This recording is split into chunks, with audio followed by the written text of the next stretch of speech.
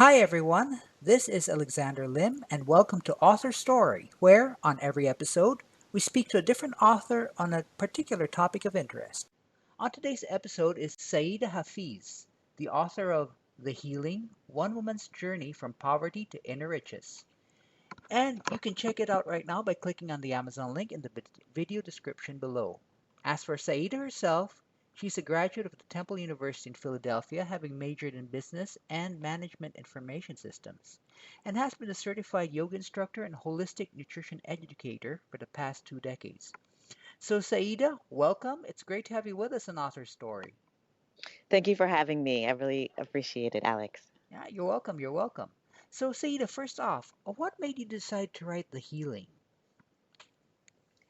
Well, it started off essentially as me wanting to, it wasn't necessarily a book in the beginning. Hmm. It was more like a how-to, sort of like a calendar where you could do particular yoga posture, eat certain foods that are in alignment with the seasons, and your body will become more in sync with the seasons and the health that it can produce. Hmm. But once I got into developing that idea, a circuitous route brought me into talking about the incidences of my family and what was happening to me or what had happened to me from the beginning of my journey Hmm. with eating whole foods and doing yoga, and how I was having some really interesting experiences related to that. Hmm. Okay. So, mhm. All right. Yeah, I'll just say that when people would ask me, how did I get into natural foods, cooking or yoga, All I right. would end up telling the same kinds of stories. And Um, that's what I found was actually in the book, mhm. um, because I kept repeating the same stories. And then I thought, oh, people really want to know this. So this started to shape the book. Right, right. Okay. So I get it then that this is probably like a growing realization that you needed to write a book rather than a single, aha moment.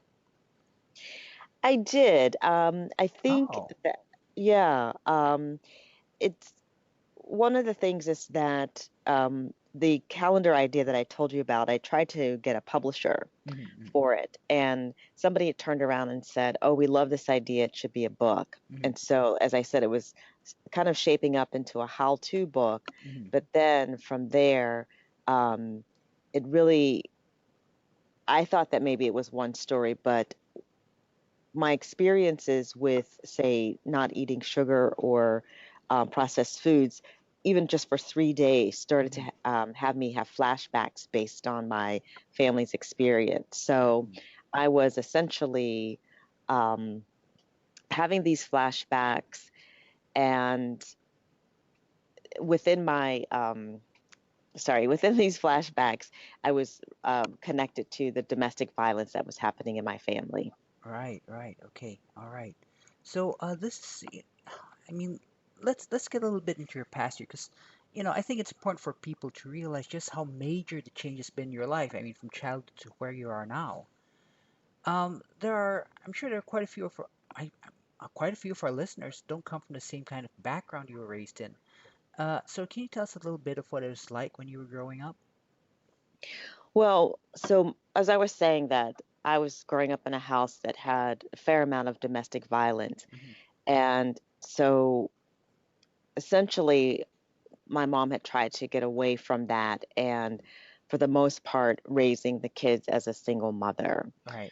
So, what comes with raising kids with this, as a single mom, she was really trying to be mindful of um, the money that was being spent or not spent, Right. and there was just a lot of stress. So, Right. Right.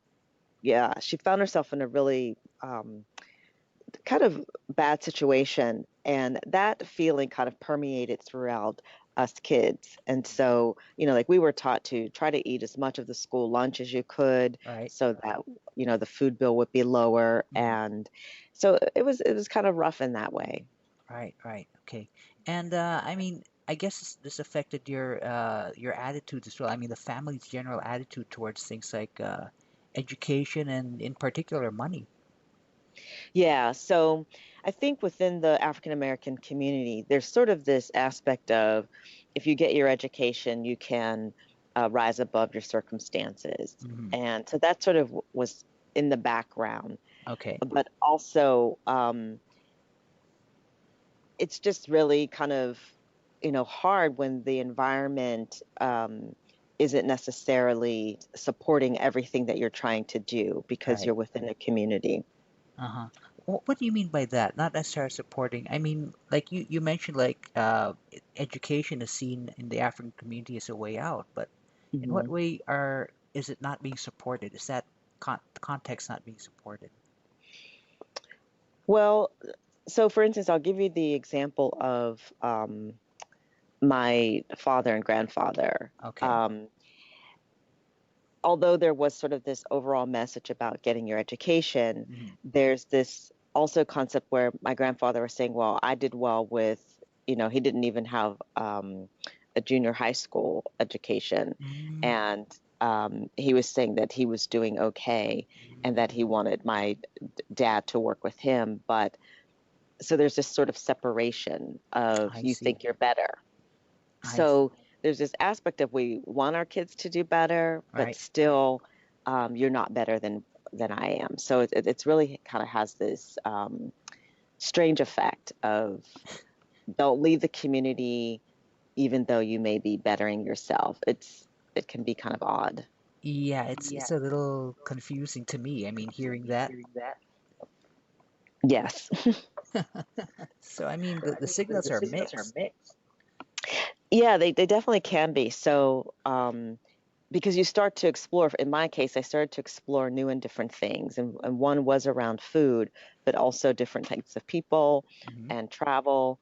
And so, um, if everyone's not doing that kind of thing, or if you're starting to work in corporate America, where folks, in my case, were mostly white, you're trying to assimilate as well as stay connected to those you've grown up with.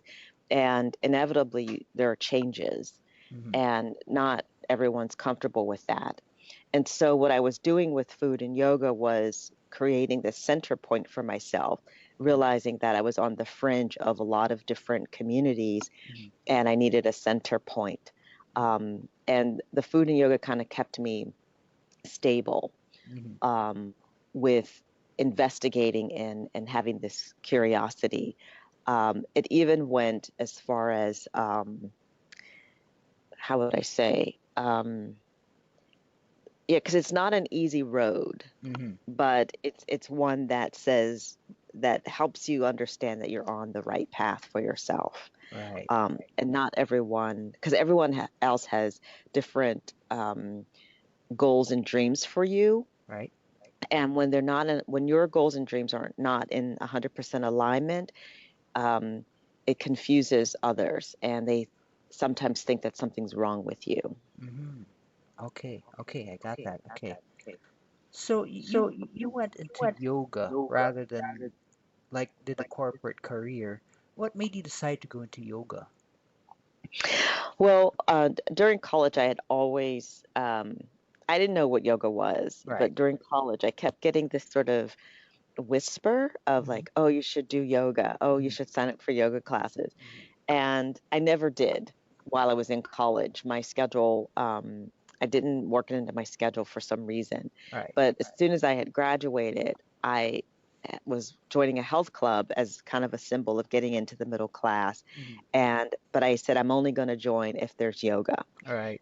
So, and that was the case. About a month later, they were starting up their yoga program. So that was my first introduction to yoga Mm, at a okay. health club.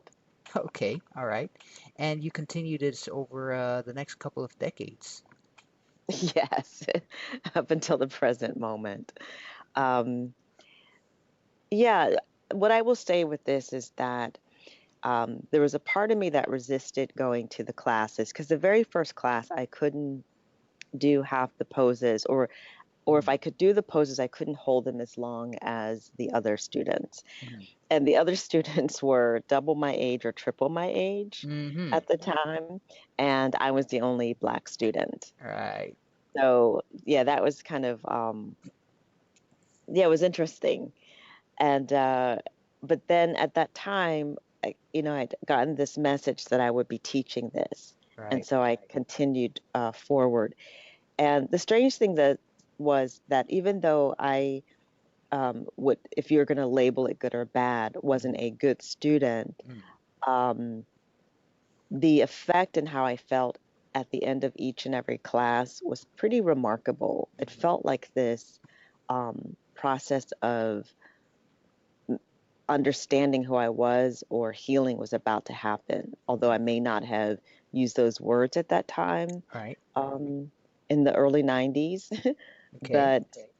But it was something that I thought, oh, I want to come here again in terms of that energetic space Mm-hmm. of practicing yoga. All right.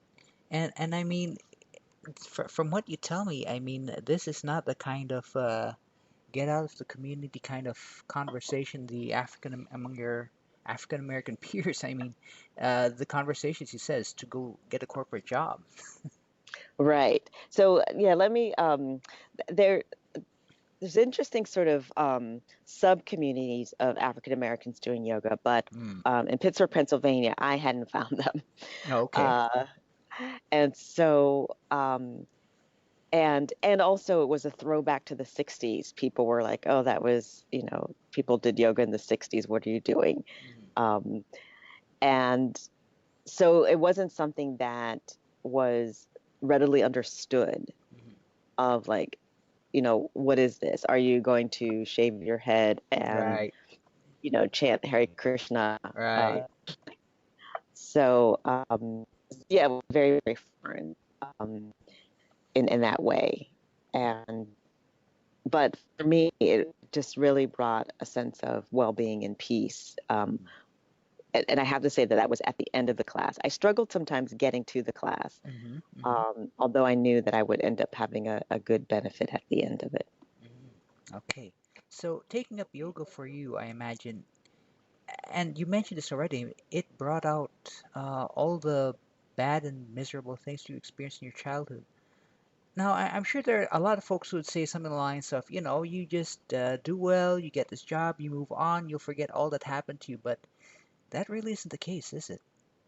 No, in fact, you sound exactly like my mom.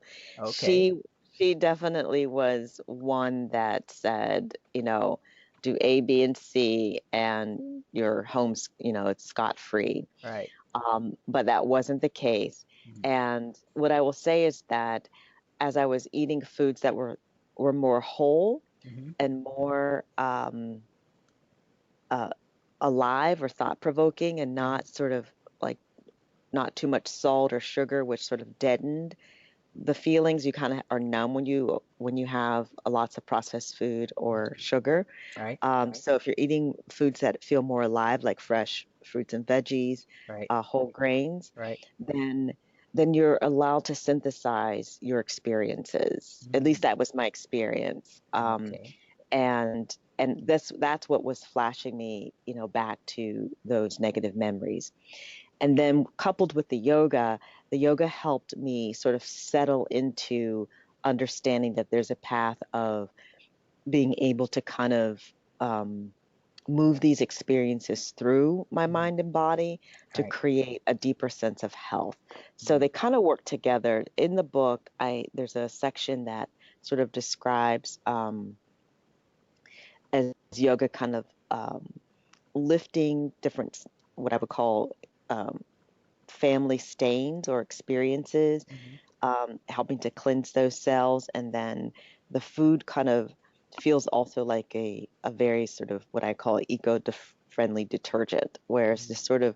this working together to um, just lift and not become those negative experiences and not Right. to feel shame about them. Because Right. a lot of times we have stuff in the family and um, folks feel shameful that they come from um, a family of, say, domestic violence, Right. where in essence it's not the fault of the child, Right. um, but unfortunately the child is experiencing that, and it becomes part of the fabric of the child, Right. and yet that can, you can still move forward with.